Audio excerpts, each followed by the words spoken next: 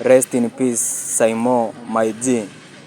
One morning kufungulia data ni kutext FB. Nikapatana na my friends wamekupost RIP.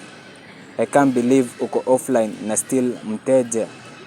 Nikafuatilia mbio kupunguza pressure. So painful kusikia kilicho kupata ghafla. Bado nawaza mbona ni wewe uchukuliwe brother. Stories za kupunguza depression, tutapigana nani tena sasa.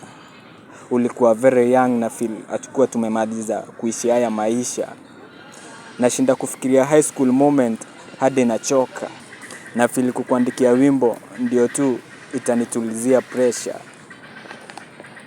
Walikuhate, walikuchukia sawa. Whatever they did for you my G, rest in peace manze. Ni heri wewe ushafika kwa baba. Sisi bado tunahangaika huku duniani ya hera my G. Rest in peace my G. Mungu akuweke mahali pema pepo.